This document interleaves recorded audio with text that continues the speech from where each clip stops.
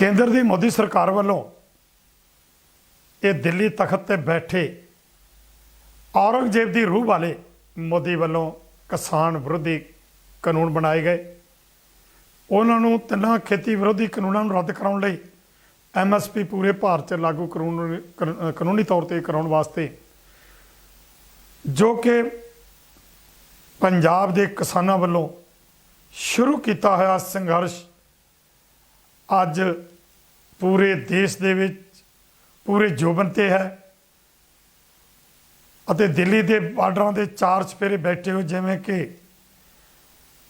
Singhu border, Ghazipur border, टिकरी border आदि ते बैठे किसानों वालों लगातार इस संघर्ष को तेज करने वास्ते बहुत वधिया ढंग नाल विਉਂਤਬੰਦੀਆਂ करके जिहड़ा उसनूं तेज करन दे उपराले किए जा रहे हैं।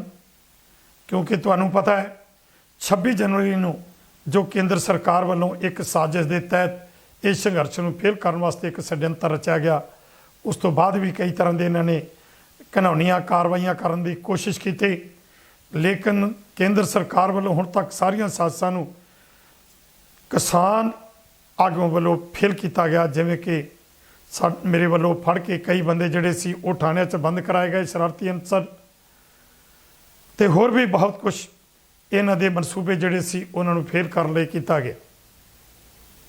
लेकिन हुण 6 मार्च नूं इस संघर्ष नूं तेज करन लई ते कुंभकरनी नींद सुत्ती हुई मोदी सरकार नूं जगाउण लई 11 बजे तो 6 मार्च नूं 11 बजे तो लैके शाम नूं 4 बजे तक 5 घंटे KMP रोड जो कि दिल्ली के चार चपेरे इनू असी जड़ा वो बाईपास भी कह लें जड़ा कि 400 किलोमीटर तो वध लंबाई विच है, इते जाम लाउण वास्ते जड़ा वो कॉल दी गई है। और इस नूं कामयाब करने लई मैं समुचे नौजवानों नूं अपील करदा कि नौजवानों आओ गज वज के इस संघर्ष नूं होर तेज करने वास्ते ਅਤੇ केंद्र सरकार नूं ये दस्सण वास्ते कि जिहड़ा खास करके पंजाब का नौजवान ते हरियाणे का जिहड़ा रल के बहुत कुछ कर रहा है इस संघर्ष नूं जिवें इन्हां ने 26 नवंबर नूं लगे हुए बैरीकेटां नूं तोड़ के इत्थे दिल्ली के चार चपेरे आके धरने गड्ढ दिते सन अते 26 जनवरी तो बाद कई तरह दीयां घटनावां वापरन दे कारण जिहड़ा सी वो नौजवानों दे विच कुछ थोड़ी जिहा इस चीज़ नूं वेखण नूं ये मिलिया कि नौजवान जिहड़ा वो पिछे हट रहा। लेकिन मैं ये कहना चाहांगा कि ये सिर्फ खबरां ही सन, जदों कि नौजवान जिहड़ा वो पूरे जोशो खरोश दे नाल अज भी संयुक्त मोर्चे दे नाल खलोता है। जिस करके मैं नौजवानों नूं खास करके अपील कर रहा कि वो 6 मार्च के इस KMP रोड नूं रोकण वास्ते वध तो वध हिस्सा पाउण अते कई तरह के भरम भुलेखे पाए जा रहे हैं कि नौजवानों के जेकर किसी किस्म के कोई उन्हां दे खिलाफ कोई कार्रवाई होंदी आ ते जिहड़े किसान ने कि उन्हां दे पिछे खलोणगे।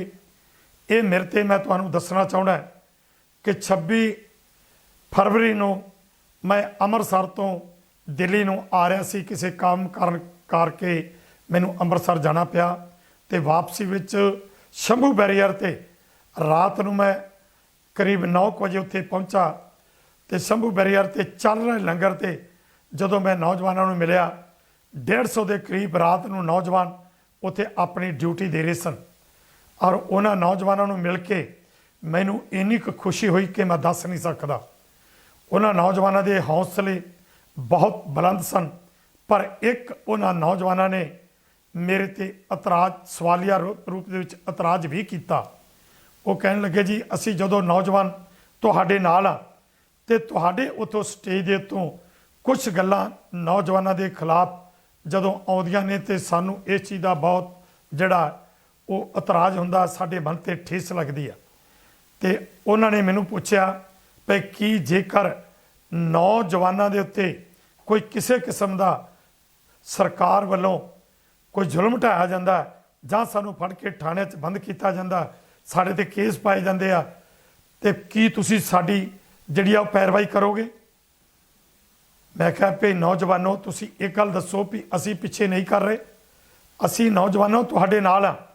उन्हां दे विच वो नौजवान सन जिन्हां ने 26 नवंबर नूं गुरनाम सिंह चढ़ूनी जी दे नाल रल के जिहड़े सी वो बैरीकेड तोड़न दे विच बहुत वड्डा योगदान पाया सी। सो उन्होंने सारे अपने हालात दे विच पिछले कीते कामां तो मैनूं जाणू भी करवाया, अते उन्हां दा यही मन दे विच सवाल सी। इस तरह साडी अजनाले दे विच 24 तरीक रात नूं मीटिंग चल रही सी।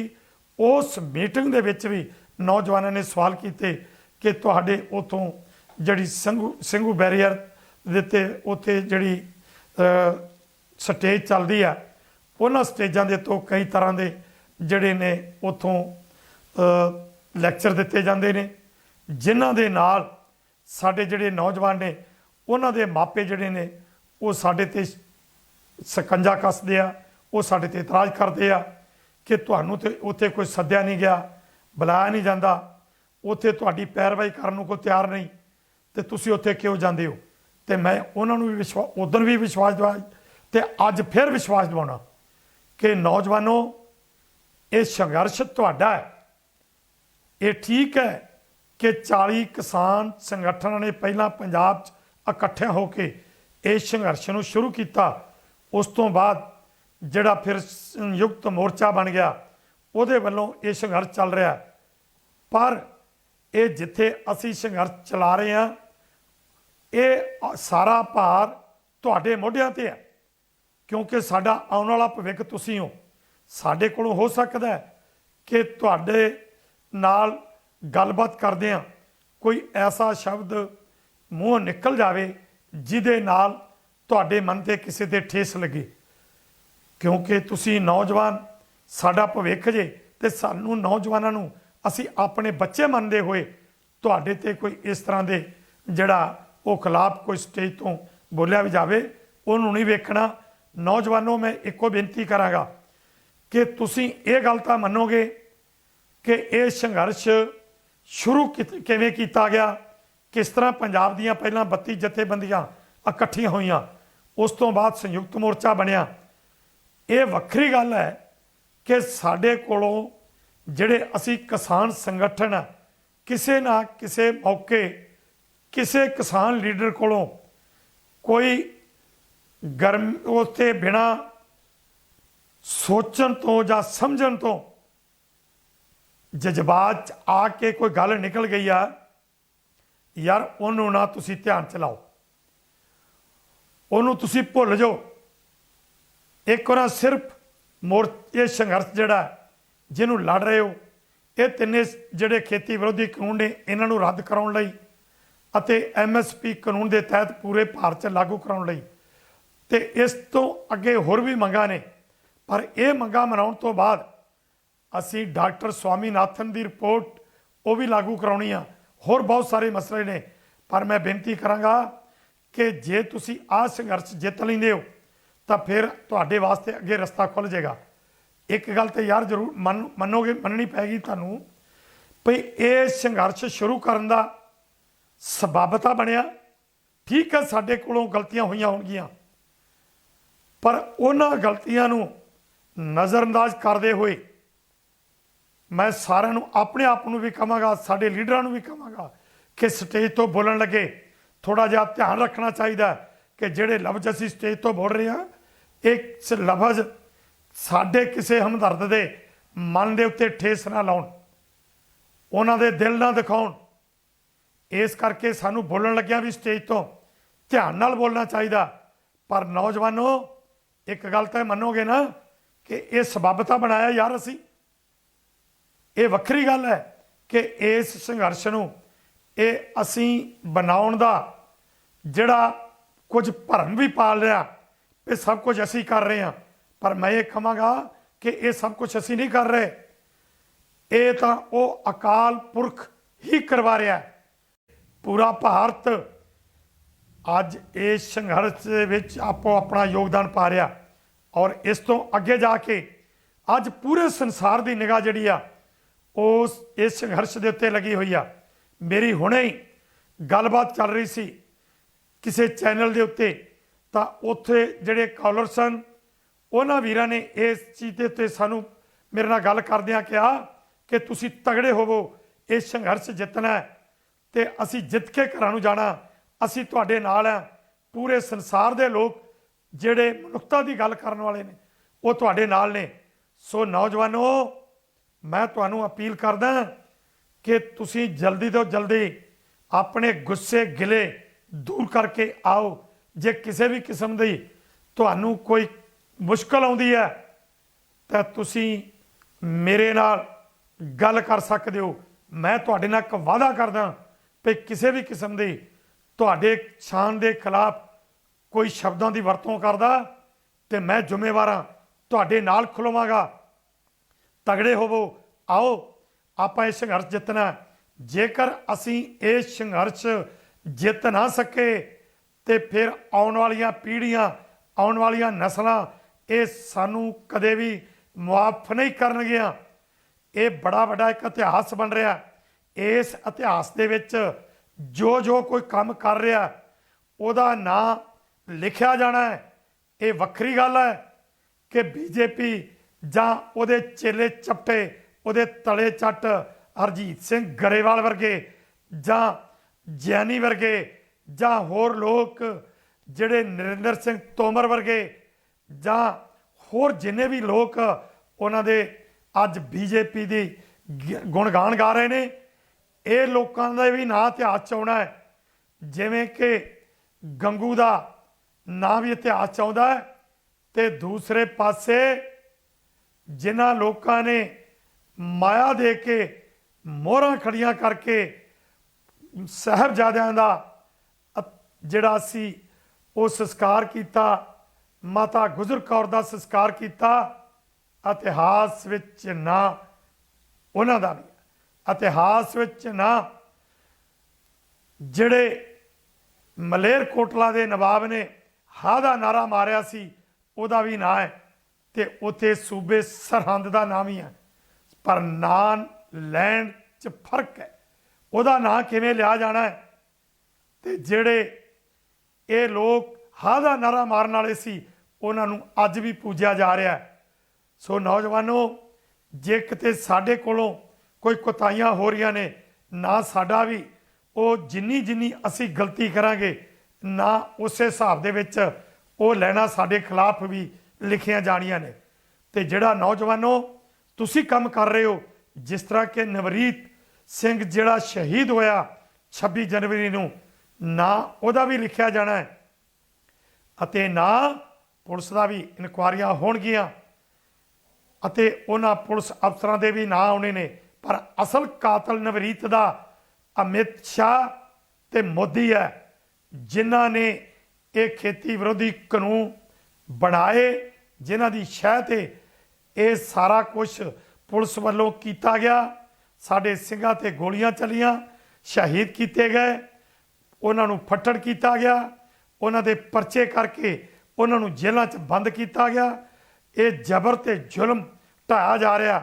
ਸੋ ਨਾ ਉਹਨਾਂ ਦਾ ਵੀ ਲਿਖਿਆ ਜਾਣਾ ਤੇ ਨਾ ਇੱਥੇ ਨਵਦੀਪ ਸਿੰਘ ਵਰਗੇ ਜਿਨ੍ਹਾਂ ਨੇ ਜਿਹੜੀਆਂ ਉਹਨਾਂ ਦੀਆਂ ਜਲ ਤੋਪਾਂ ਸਨ ਉਹਨਾਂ ਦੇ ਮੂੰਹ ਮੋੜੇ, ਨਾ ਇੱਥੇ ਨਵਦੀਪ ਸਿੰਘ ਵਰਗਿਆਂ ਦਾ ਵੀ ਲਿਖਿਆ ਜਾਣਾ। ਸੋ ਆਓ ਤਗੜੇ ਹੋ ਕੇ, ਨਵਦੀਪ ਜੀ ਤਗੜੇ ਹੋਵੋ, ਆਓ ਆਪਣੇ ਸਾਥੀਆਂ ਨੂੰ ਨਾਲ ਲਓ। ਮੈਂ ਸਮੁੱਚੇ ਤੌਰ ਤੇ ਸਾਰੇ ਨੌਜਵਾਨਾਂ ਨੂੰ ਅਪੀਲ ਕਰਦਾ ਵੀ ਆਓ ਭਾਈ ਤਗੜੇ ਹੋ ਕੇ ਇਸ ਸੰਘਰਸ਼ ਦੇ ਵਿੱਚ ਆਪਣਾ ਆਪਣਾ ਯੋਗਦਾਨ ਪਾਓ। ਤੇ ਤੁਹਾਡੇ ਨਾਲ ਇੱਕ ਵਾਅਦਾ ਹੈ ਵੀ ਕਿਸੇ ਕਿਸਮ ਦੀ ਕੋਈ ਤੁਹਾਨੂੰ ਕੋਈ ਮਾੜੀ ਸ਼ਬਦਾਵਲੀ ਬੋਲੇ ਤਾਂ ਬਲਦੇਵ ਸਿੰਘ ਸਰਸਾ ਤੁਹਾਡੇ ਅੱਗੇ ਹੋ ਕੇ ਖਲੋ ਕੇ ਅਸੀਂ ਹਰ ਬੰਦੇ ਨੂੰ ਜਿਹੜਾ ਉਹਦਾ ਉਸੇ ਹੀ ਢੰਗ ਨਾਲ ਜਿਹੜਾ ਉਹ ਜਵਾਬ ਦੇਵਾਂਗੇ, ਤੁਹਾਡੇ ਨਾਲ ਅੱਗੇ ਹੋ ਕੇ ਜਿਹੜਾ ਕਰਾਂਗੇ। ਪਰ 6 ਮਾਰਚ ਦੇ ਪ੍ਰੋਗਰਾਮ ਨੂੰ ਤਗੜੇ ਹੋ ਕੇ ਰੋਲ ਕਰੋ ਅਤੇ 8 ਮਾਰਚ ਨੂੰ ਬੀਬੀਆਂ ਨੂੰ ਬੇਨਤੀ ਹੈ, ਅਪੀਲ ਹੈ ਆਪਣੀਆਂ ਬੱਚੀਆਂ ਨੂੰ, ਆਪਣੀਆਂ ਭੈਣਾਂ ਨੂੰ, ਆਪਣੀਆਂ ਧੀਆਂ ਨੂੰ ਕਿ ਵੱਧ ਤੋਂ ਵੱਧ 8 ਮਾਰਚ ਨੂੰ ਸਾਰੀਆਂ ਜਿਹੜੀਆਂ ਸਟੇਜਾਂ ਚੱਲ ਰਹੀਆਂ ਉਹਨਾਂ 'ਚ ਯੋਗਦਾਨ ਪਾਓ। ਜਿੱਥੇ ਜਿੱਥੇ ਧਰਨੇ ਚੱਲ ਰਹੇ ਨੇ ਉੱਥੇ ਉੱਥੇ ਆ ਕੇ ਆਪੋ ਆਪਣਾ ਹਿੱਸਾ ਪਾਓ, ਕਿਉਂਕਿ ਗੁਰੂ ਨਾਨਕ ਪਾਤਸ਼ਾਹ ਨੇ ਤੁਹਾਨੂੰ ਅੱਜ ਕਾਨੂੰਨ ਦੇ ਵਿੱਚ, ਕਾਨੂੰਨ ਦੇ ਨਾਲ ਬੇਸ਼ੱਕ ਸਰਕਾਰਾਂ ਜਿਹੜੀਆਂ ਨੇ ਉਹ ਵੋਟ ਦਾ ਅਧਿਕਾਰ ਬਰਾਬਰ ਦਾ ਦੇ ਰਹੀਆਂ ਨੇ, ਪਰ ਅਜੇ ਵੀ ਜੋ ਤੁਹਾਨੂੰ ਬਰਾਬਰਤਾ ਦੇ ਅਧਿਕਾਰ ਮਿਲਣੇ ਚਾਹੀਦੇ ਨੇ ਉਹ ਨਹੀਂ ਮਿਲ ਰਿਹਾ। ਜਿਸ ਕਰਕੇ ਉਸ ਵਕਤ ਗੁਰੂ ਨਾਨਕ ਪਾਤਸ਼ਾਹ ਨੇ ਤੁਹਾਡੇ ਪਰਥਾਏ ਇਹ ਸ਼ਬਦ ਕਹੇ ਸਨ, ਸੋ ਕਿਉ ਬੰਦਾ ਆਖੀਐ ਜਿਤ ਜੰਮੇ ਰਾਜਾਨ। ਸੋ ਤੁਸੀਂ ਸੂਰਮਿਆਂ ਨੂੰ, ਭਗਤਾਂ ਨੂੰ ਤੁਸੀਂ ਜਨਮ ਦੇਣ ਵਾਲੀਆਂ, ਆਓ ਵੱਧ ਚੜ ਕੇ 8 ਮਾਰਚ ਨੂੰ। ਉਸ ਤੋਂ ਬਾਅਦ ਸਾਡੇ ਅਗਲੇ ਪ੍ਰੋਗਰਾਮ ਜਿਹੜੇ ਨੇ ਉਹ ਵੀ ਅਲੀਕੇ ਜਾਣੇ, ਤੇ ਮੋਦੀ ਦੇ ਨੱਕ 'ਚ ਦਮ ਕਰਨ ਲਈ, ਮੋਦੀ ਨੂੰ ਨਾਨੀ ਸੁਖਨੇ ਯਾਦ ਕਰਾਉਣ ਲਈ ਭਾਰਤ ਦੇ 5 ਸੂਬਿਆਂ 'ਚ ਜਿਵੇਂ ਕਿ ਤਾਮਿਲ ਆਦਿ 'ਚ ਇਲੈਕਸ਼ਨਾਂ ਹੋ ਰਹੀਆਂ ਨੇ, ਇਹਨਾਂ ਇਲੈਕਸ਼ਨਾਂ 'ਚ ਉਹਨੂੰ ਹਾਰ ਦਿਵਾਉਣ ਲਈ ਜਿਹੜਾ ਇੱਥੋਂ ਕਿਸਾਨੀ ਜਿਹੜੇ ਮੋਰਚੇ ਚਲਾ ਰਹੇ ਨੇ, ਕਿਸਾਨੀ ਸੰਘਰਸ਼ ਚਲਾ ਰਹੇ ਕਿਸਾਨ ਸੰਗਠਨਾਂ ਵੱਲੋਂ, ਆਗੂਆਂ ਵੱਲੋਂ ਉੱਥੇ ਵਹੀਰਾਂ ਕੱਤ ਕੇ ਜਾਇਆ ਜਾਵੇਗਾ। ਉੱਥੋਂ ਦੇ ਕਿਸਾਨਾਂ ਨੂੰ ਵੀ ਜਾਗਰੂਕ ਕੀਤਾ ਜਾਏਗਾ। ਵੈਸੇ ਤਾਂ ਉੱਥੋਂ ਦਾ ਕਿਸਾਨ ਪਹਿਲਾਂ ਹੀ ਬਹੁਤ ਜਾਗਰਤ ਹੈ, ਫਿਰ ਵੀ ਅਸੀਂ ਆਪਣੀ ਡਿਊਟੀ ਨਿਭਾਉਂਦੇ ਹੋਏ ਉੱਥੇ ਵੀ ਹਾਜ਼ਰੀਆਂ ਲਵਾਵਾਂਗੇ। ਸੋ ਆਓ ਸਾਰੇ ਰਲ ਕੇ ਆਪਾਂ ਇਸ ਸੰਘਰਸ਼ ਨੂੰ ਜਿੱਤਣਾ ਤੇ ਮੋਦੀ ਦੇ ਨੱਕ ਦੇ 'ਚ ਦਮ ਕਰਨਾ, ਤੇ ਇਹਨੂੰ ਨਾਨੀ ਸੁਖਨੇ ਜਿਹੜੇ ਨੇ ਉਹ ਵਿਖਾਉਣੇ ਨੇ, ਤੇ ਅਸੀਂ ਆਪਣੇ ਇਤਿਹਾਸ ਨੂੰ ਦੁਹਰਾਉਣਾ ਹੈ ਤੇ ਜਿੱਤ ਪ੍ਰਾਪਤ ਕਰਕੇ ਹੀ ਜਾਣਾ ਹੈ। ਵਾਹਿਗੁਰੂ ਜੀ ਕਾ ਖਾਲਸਾ, ਵਾਹਿਗੁਰੂ ਜੀ ਕੀ ਫਤਿਹ। ਵਾਹਿਗੁਰੂ ਜੀ ਕਾ ਖਾਲਸਾ, ਵਾਹਿਗੁਰੂ ਜੀ ਕੀ ਫਤਿਹ। ਕੇਂਦਰ ਦੀ ਮੋਦੀ ਸਰਕਾਰ ਵੱਲੋਂ ਇਹ ਦਿੱਲੀ ਤਖਤ ਤੇ ਬੈਠੇ, ਸਤਿ ਸ਼੍ਰੀ ਅਕਾਲ। ਪਲੀਜ਼ ਸਾਡੇ ਚੈਨਲ ਸਾਂਝਾ ਪੰਜਾਬ ਨੂੰ ਲਾਈਕ ਤੇ ਸਬਸਕ੍ਰਾਈਬ ਕਰੋ YouTube ਤੇ।